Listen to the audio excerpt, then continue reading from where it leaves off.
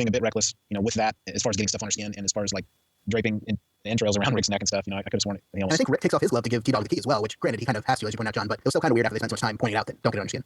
Which I don't even think, at that point, I mean, they're kind of guessing don't get any on your skin to be safe. Oh, true. I mean, I don't think I could see in your eyes, like you mentioned as well, or in an open cut or in your mouth, but I don't think getting it on your skin would actually do anything. I mean, they get zombie guts blown all over them every time they shoot one. Better safe than sorry, I suppose. So Rick and Glenn go out into the alley covered in guts, and they have what I thought was, I don't know if it was over the top, but it was definitely disgusting. They had zombie hands and feet tied around their necks. So it's disgusting, but the zombies seem to ignore them for the most part. But just to be safe, Glenn carries a crowbar, and Rick has the fire axe from earlier. I actually liked that scene.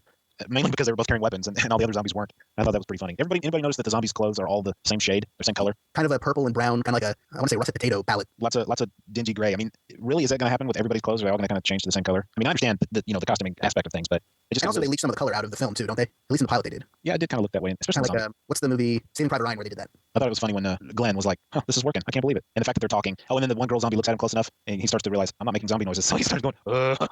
Yeah, even Rick's kind of like, would you shut up? So while they're out doing that, everyone else runs up to the roof to check on their progress, and T-Dog kind of taunts Dixon with the handcuff keys, kind of making him more of a gray character. And at this point, T-Dog's been up on the roof the whole time trying to contact anybody with a radio, especially the base camp. And at this point, we go back to the base camp, and they hear a garbled radio transmission from T-Dog. They can't respond back, just kind of like they had the same problem in the pilot with Rick. But they argue about going into the city to rescue him, and Shane steps up and he rolls it to be too dangerous. And Amy, who we mentioned earlier is Andrew's younger sister, is not happy about it at all. Yeah, again, I'm trying to get a grasp for what they're doing with Shane. They're making him hateable. Yeah, they're making him hateable, but he has the kind of sincere relationship with Carl. And they made the big scene after the opening shot of the premiere with him being close friends with Rick. So I don't know, but this is like the second time he was ready to leave people behind, right? I'm just trying to remember, is in the premiere, didn't he have a similar argument? No, he didn't want Laurie to go somewhere. I think yeah, she went up signs. To me, Shane is coming across as a coward at heart, and maybe that's deliberate. Then again, I've never been in a zombie apocalypse, so I'd probably be scared as well. But he's really coming across to me as looking out for number one, and if he can get some along the way, then that's great too. Now, John, you pointed out his relationship with Carl. Earlier on, I think it was in the scene, he was teaching Carl to tie knots, and then kind of in the background, they don't draw attention to it, but Shane calls Carl son. And to me, that was almost worse than some of the other things he's done. That is not his son, even if it's in a vernacular term of just like, hey, chief. He should not be calling this kid son. The issue here is still the time that has passed. Was the affair going on before Rick was, quote, dead? And I wonder if we'll get any flashbacks to fill in some of the gaps here as to what has gone down with Laurie and Shane exactly. Would everybody cool flashbacks? I think in that instance they would work well. I mean, they're kind of building up some tension or mystery as to how exactly this happened with them. So I think it would be cool. I'd prefer Flash Sideways. The alternate universe where there's no zombie apocalypse? Going back to the whole son thing, I think that is kind of more, to me, it came across more as a term of endearment or as a cultural thing on his part, on Shane's part. Because this is not the first time I've heard older men call younger boys son. It's like me. I call everybody, every female ma'am. I just think it's kind of the same thing there. That's the way it came across to me. I didn't think that he was actually calling him son in the way of, hey, I'm going to adopt you one day, boy. Oh, I definitely don't think he was trying to. And I agree with you in terms of, I probably do the same thing too. But it was just, it's adding insult to injury, even if it's not technically an insult, you know what I mean? Where it's just like, whoa, hey, he's not your son, buddy. Or is he? Who knows? That would be quite a wrinkle. So then we cut back to our survivors. Rick and Glenn continue to trudge back through a crowd of the walkers, and it seems to be working just fine, but then at a certain point the skies open up, rain falls down, and begins to wash the stink off of them. The zombies perk up, and Glenn and Rick make a run for it. They hop a fence and start up a truck moments before the zombies get to them. There's all fence hopping, all kinds of stuff there. I'm pretty sure that the zombies, or a couple of them, ran up to the fence in one of the cuts. I know then after that, when they break the fence down, they kind of shamble on slowly, but I'm pretty sure they ran up to the fence in the first scene. I'll have to get another look at that to be sure. Yeah. I'm pretty sure you're right about that because I vividly remember it. In fact, I even remember myself, my jaw opening, my finger pointing at the screen saying, that zombie's running. I was like shocked. Because we had talked about how some of us maybe didn't want him to run, and I was like, well, he's running. This is where it started to really pick up for me. I didn't necessarily have a problem with the earlier parts of the episode, certainly not as much as Brad, but I really began to like it at this point. I would also say that at this point for me, from this point on, it was a bit more palatable. And I don't want everybody to think I hated it. I didn't hate it. I was just disappointed. I had some nitpicks. But like John, from this point on, it was, quote unquote, a better episode. And as John pointed out, that last scene was very tense, and they kind of take a brief respite from that when Rick and Glenn go and hijack a nice red sports car. Did anybody know the make and model of that? I'm not really a car guy. Wasn't it a Dodge Charger? Was it? I thought it might have been a time-traveling DeLorean. Charger might be right, or a Camaro, kind of like Bumblebee in the new Transformers movies. Was that Kenny Nero? Geo Metro. But anyway, they hijack the car, they get the car alarm going, as Rick learned that attracts zombies in episode 1, and Glenn takes off. He's going to bait the geeks, as he calls them, away from the loading dock of the department store. So everybody from the roof except Dixon runs downstairs to meet Rick at the loading dock, and Dixon throws a fit because he's still chained up to the pipe. So T-Dog goes back to get him out, but he knocks the hacksaw on the ground, and I think we're probably going to come back to that in a future episode. And then he trips, and this is probably my biggest gripe with the episode, just in that it was kind of the, you've got to be kidding me. He trips, the key flies through the air, lands in, a quarter-inch big square of pipe and goes down out of reach. So T-Dog screams that he's sorry, he leaves Dixon to die on the roof. He chains the door shut behind him. That was it depends how you look at it, either an awesome move or a really terrible move. And Dixon curses the rest of the group from the roof as they escape. Yeah, I don't think I'm going out on a limb as saying that we're going to see Dixon again, and he's going to be less one hand due to a chain hacksaw. Oh, do you think they're going to go that route and not have him just cut through the chain? I think he'll probably have to cut his hand off to get out of there. Did you see the first Saw movie, Jordan? Oh, yes, definitely. I just don't think that they were necessarily going to go that route in this movie, or in the show. That was my guess. I mean, I guess he could cut through the chain or the little clamp on the pipe that he's chained to. I just have it, like when I saw it happen, I'm like, oh, he's cutting his arm, he's cutting his hand off to get out of there. And Jordan described this as a you gotta be kidding me moment. I think I actually said that phrase out loud. When he trips when he trips and falls and it's in slow motion and it goes down, I was like, you gotta be kidding me. Like even if they just had to go over the side of the building rather than down that little pipe, I would have been better with it. Oh yeah, I thought, really? You're gonna that small, you're gonna get something like that? It's really gonna happen. It's just like bullseye womp rats in your T16 back home. They're not much bigger than 2 meters. And yeah, 95% of the listening audience isn't going to get to that joke. Which is a shame, by the Yeah, way. it really is. Everyone should know Star Wars trivia. So in our next scene, the remaining zombies who are still downstairs because they got away from the loading dock, I guess, so that's not exactly where the front doors are, but the zombies are still at the front doors, break through the last set. The survivors barely make it into the back of the box truck that Rick got from the construction site, and T-Dog tries to excuse his leaving behind of Dixon, and everybody wonders where Glenn is. Did anybody else think T-Dog was meat when he was running through the halls trying to get to the rest of the group? Yeah, like, just because he spent those extra 5 seconds chaining the door shut behind him, that was his final move. Yeah, I just figured right before he turns the last corner and he gets to the rest of the group, I figured a zombie was going to jump out and grab him. Well, if you're correct, then Merle will be back, and I think you're almost 100% correct in that they'll at least have that character there as he'll be gunning for T-Dog. You know what I mean? Like, they leave that relationship unfinished. I kind of thought that when there was that scene and they were like rolling up the garage door so they could jump in the truck, for some reason I thought like zombies were going to be behind there when they opened it up and like it was the wrong loading dock. Yeah. That's just the feel I got. I meant baby. I was expecting something to go wrong there. And then in the final scene of the episode, with the car alarm still blaring, we see a mirror image of the poster art of the the looking into Atlanta. Or not mirror image, it's the same exact image, but in this case, Glenn is driving as fast as he can out of the city, just like Rick drove his horse into the city, and he shouts for joy as the music plays and the credits run. And my main thought at the end of that scene was, if you were to take just these 2 episodes, and granted, there's still dangling plot threads and stuff, but these 2 episodes put together kind of feel like a mini movie in their own way. Yeah, I thought the ending was very interesting. Now, do you think people will be under the impression that Glenn has abandoned everyone and he's gone? I just think he was joyriding. Right. So did you think he was driving back to the base camp, or? That's what I would assume, because he had earlier in the episode he had mentioned, how he had come out here a lot, and I kind of got maybe again it's because I read the book, but I kind of got the impression that he was with this other group of people. Everybody there in downtown, they were with this other group of people. Why would he not go back to this group of people, this quote unquote safe zone of people? So yeah, I just figured, he's joyriding and he's on an open highway. How many of us in a zombie apocalypse, if we were in a Dodge Charger, wouldn't drive 120 miles an hour the wrong way down a highway? Yeah, I drive through them all. Ever since I saw Blues Brothers, I've always wanted to do that. Wearing sunglasses? Of course. So that was episode 2 of The Walking Dead, Guts. I didn't like it as much as the first episode, but I still liked it more than Brad did, I think. What about Jim? I don't think you said overall what you thought of the episode yet. What do you think? Well, since I wasn't here for the first episode, I gave the first episode an A. I really liked that a lot. I thought it was a good starting point. Let's rate it with busters. 1 to 5 busters. How many? I give the first episode 5 busters. I do too. I'm going to give this episode 3 busters. I give this episode three busters and a gnawed brain, so like 3.5 busters. Maybe I should make it 2.5 busters. No, I'm gonna stick with 3 busters. Your comments didn't sound like 3 busters. I'm not gonna lie. It sounded more like 2. Okay, I was just trying not to be what did Jim say, Bradley Bonner? Yeah, I'm gonna give it 2 busters. If you'll forgive me, I was pissed off when this episode was done. I want to love the show. I love the book. I love the story. I'm excited. I can't wait for next week. I want to watch the show. But I was just like, and the zombies, it's almost like I could tell they were fake. I don't know. I don't know what happened, guys. Maybe I had too much candy before the show came on or something. It just seemed so different. It seemed like it was a totally different production company did the 2 episodes, and it felt like somebody smacked me upside the head. Well, this is what I think. I think that the first show went for drama and characterization and a few big spots of zombie violence. And I think the general TV viewing audience is thinking, hey, I never really thought I could enjoy a zombie show, but if it's going to be like this, if it's going to be more of like a Battlestar Galactica where it really doesn't matter that they're in space, it's all about the people. It really doesn't matter that they're being chased by zombies, it's all about the people. I could probably get into this. And this show went in the opposite direction and did the full-scale horror movie, let's fit as many zombies on the screen at one time as we can and chop them with axes and rub their guts on the main characters. So it definitely changed in tone. And I think it's kind of finding itself. I mean, I know all 6 shows are done, so they found themselves or they didn't. We just don't know yet. But I think at this point, it doesn't know what it is, and maybe the audience doesn't know what it is. I mean, how do you think forget comic book people and horror movie people, the people who are AMC fans that are checking this out, like what are they going to think about this one as compared to the first one? I mean, there are a lot of people that watch True Blood that really aren't, quote unquote vampire or goth people. You know what I mean? They watch it for the story. Yes, it's but kind of a good parallel there. Right, and I agree with you. But didn't it just change very much? Like maybe they got that out of the premiere, but this was a zombie story about zombie attack, not about the characters. Well, I think it's important to mention, like we talked about before, the ratings. This wasn't just AMC's audience. This was twice AMC's normal audience. So we can't only consider, is AMC's audience going to like this as much like the first one? We've also kind of got a general viewership as well that might have liked this episode more because they're more interested in the violence than they are the character stuff that the AMC fans are looking for. Yeah, I can agree with that. I just wonder, I like it anyway because not only do I like the characterization and the story that we get in the book, I like zombie, crazy horror violence. So I'm good. I did think it was not quite as strong as the premiere, but I'm in that 3 buster area. And I'd probably go 5 for the premiere and 3.5 or so for the second one. It also should be noted that the first episode had a lot more room to breathe. With the extra half an hour, well, less if you cut out commercials, but being 90 minutes, they had more time to have those silent moments, the character moments. This one was a bit more compressed. So it'll be interesting to see as they go on. Now that they're out of the city, they're out of that cluster of zombies, what the tone of episode 3 is. I think once we have 3 episodes, it might be a bit easier to tell what is the feel of the show versus the comic. Do you guys think that in 3 they connect the dots and Rick gets to Lori, or are they going to have some kind of problem along the way, or are they going to just string that out longer? I figure he gets back to the camp in episode 3. He probably doesn't find out about Lori and Shane until 5 or 6, but he's got to get back now. I would agree. I think, it's time. I keep thinking about what Darabont said. Kirkman has the path. We're going to diverge from the path. I never expected to meet Andrea when we met Andrea because being book readers, it's different for us. And I hesitate to even point that out. That's like I was saying earlier. I wonder if the TV viewer is saying, well, I wonder if this is how this happened in the book. And you're right, they're not. And the fact that I just even said something about Andrea, it's really pointless for me to even say that. As book readers, we know why I said it. But Brad, I would ask you, are you happy with at least the portrayal of characters like Andrea? Like, are you finding that even though the situation's different, Andrea seems like Andrea, you can already tell she's going down certain paths? Andrea in the TV show now seems to me to be the character that she eventually evolves into in the book. Okay. I think the Andrea in the book is different than this Andrea in the TV show at the beginning of the book. But I like this Andrea. I actually like this Andrea a lot. I think she's very cute. I cannot agree with you there. I'm sorry, I cannot disagree with you there. Let's get that straight. Again, I'm having a great time watching the show. I had 5 busters. Where are you going to go from 5 busters? You can only go down, or you can kick my butt just like you did last week. And so obviously that didn't happen for me. I'm not discouraged. I think I was a little disappointed, but like I said, I'm already jonesing for next week. And we now said what we think about the episode. Well, we'd like to hear from everybody else who's listening on Forum for Geeks, on our voicemail, through Twitter at WDTV Podcast, and through email because we are most interested in what you guys have to think, the general audience. Let us know. Yeah, and we have some more stuff to play and to read from members. So I think we're going to go now to our Tweeting Dead episode, which is where we read some tweets that have come in. And here is our very cool Tweeting Dead sound effect. Very proud of this.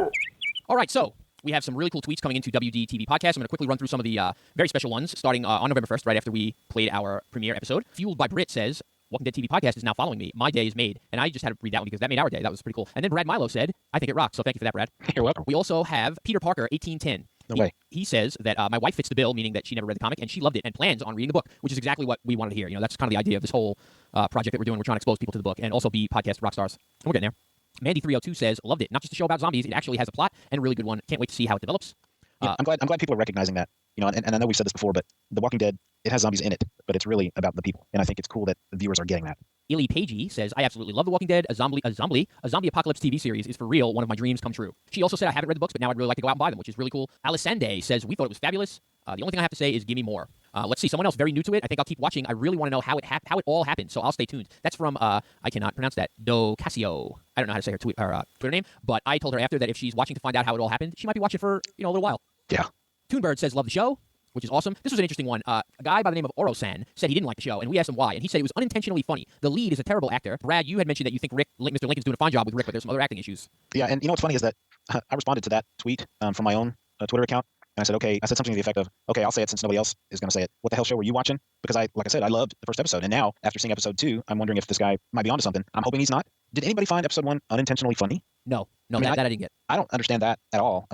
His original tweet really, it was like I just didn't understand any of it because I didn't experience what he experienced. It was really odd. You know, I think it's interesting that as much as we liked it, that somebody didn't, and I want to hear those opinions and stuff. But it's just nothing's perfect. Like, everything is subjective, and that continues to be interesting to me. But it always kind of sucks, definitely, when something elicits a strong emotional reaction from you, and so you try to pass it on to somebody else, and they either have the opposite reaction or no reaction. Like, I can think when I first showed my dad the movie Unbreakable, the Bruce Willis movie, and there's a scene in there where, not to spoil Unbreakable, but it's a guy who kind of finds out he has superpowers, kind of indestructible, and he kind of loses faith, and his son pulls out a gun and goes, look, I'll shoot you, and he just pulls his gun out from nowhere. I'm going to shoot you and prove you can't die. And that had a strong emotional reaction to me when I showed it to my family. They laughed at it, and it was just kind of like the worst feeling ever. No, don't you guys get it? So I definitely get what you're saying there, Brad. It's weird. Yeah, I think I actually said out loud to myself after reading this tweet that this guy said, I think I said something like, he just doesn't get it. And that's fine. I don't get Max, but some people get Max, like you, Jordan.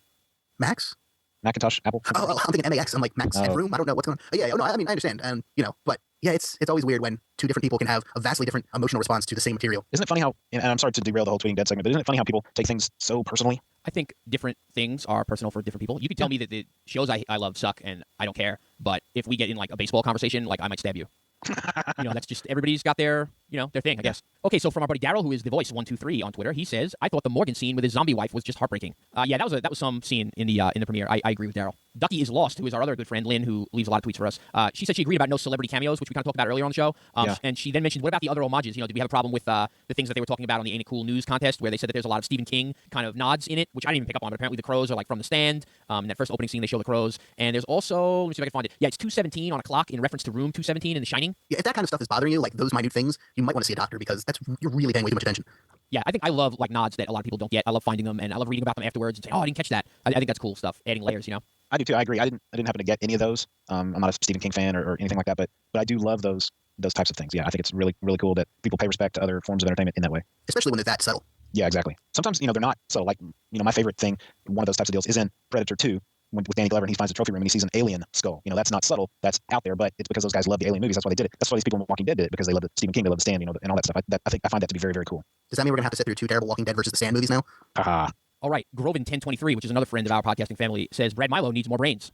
Oh, you know what that was? I was bored one day and it was slow at work, so I got on the Twitter account and I said, one of our cast members, one of our crew needs more brains. Who is it? What do you say, listener? And so that's why he said that.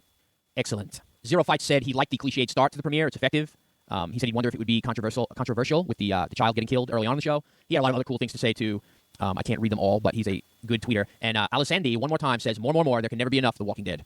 So I want to thank everybody for using the tweets. Like we said, as the show goes on, this will be our last time that we release on very late Sunday night / early Monday morning. I think from now on we'll be doing a Tuesday release schedule, and we'll be able to read tweets from that show from that particular week. So it'll be easier to catch up. But we're going to continue our Tweeting Dead segment because we enjoy it and we like the feedback. So keep them coming. I'm flabbergasted by the power of Twitter. And just the fact that people are using it to respond to our show. I think that's very cool. Agreed. So why don't we do some reviews that we have gotten and that email? And I think we may have to save that last voicemail for next time. We'll see how it goes. Why don't you go ahead with the reviews, Brad? Okay. Our first review 5 stars, incidentally.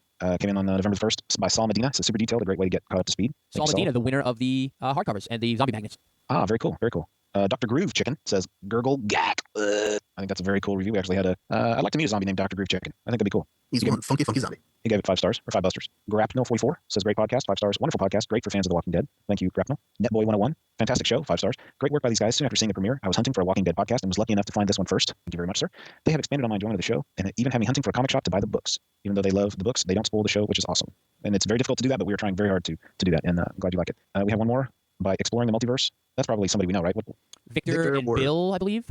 Yeah, it's one of those 2 guys, right? There's other guys in their group. Victor and Bill are the ones that are like on our forums and stuff. They're good guys. Cool. He says, these guys are true fans. Yes, we are, sir. 5 stars. Just like Legion of Dudes, Half Hour Wasted, and Speak of the Devil, the Walking Dead TV podcast is quality podcasting. The guys give an in-depth review of the show without spoiling the comic book. And just for new listeners who may not be familiar with our other shows, Legion of Dudes is a show that John and Russ and Jordan and Jim are a part of. Half Hour Wasted is one that I do with my friends Bill and Frank. Speak of the Devil is John and Russ, and Jim's on that too, isn't he? Yes, he is. And the Walking Dead TV show podcast is what you're listening to right now. So if you like listening to us and you like hearing our voices and you want to hear more, and you've listened to all the Walking Dead TV podcast episodes, you can check out one of those other shows and hear our dulcet tones. And you can find them all at hhwlod.com and walkingdeadtv.com. Yes, sir. Thank you very much. They're all the Half Hour Wasted and the Legion of Dudes that come out on the one feed. Does Speak of the Devil come out on that same feed, John? Speak of the Devil is its own feed. So you can go to HHWLOD and there'll be a little subscribe button, or you can search Speak of the Devil on iTunes. And that is Daredevil all the time. All the Daredevil you can eat. And, being a honorary dude, I would just want to say that you guys, all of you guys on your various shows do a fantastic job, and I'm happy to be able to participate in this Walking Dead show. It's awesome.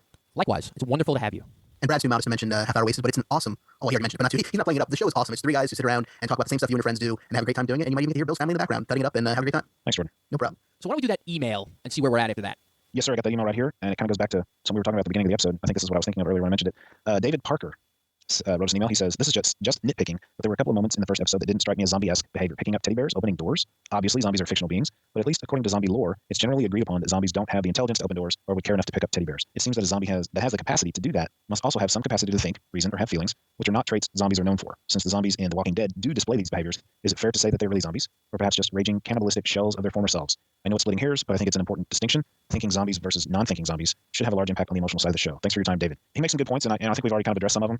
If all zombies were the same, for me personally, it would kind of get boring. And I also think at this point, the word zombie has become a generic term for undead beings, much like aspirin used to be a brand name, and now it's a generic. Kleenex is on the verge of being a generic word, for all facial tissue. Q-tip.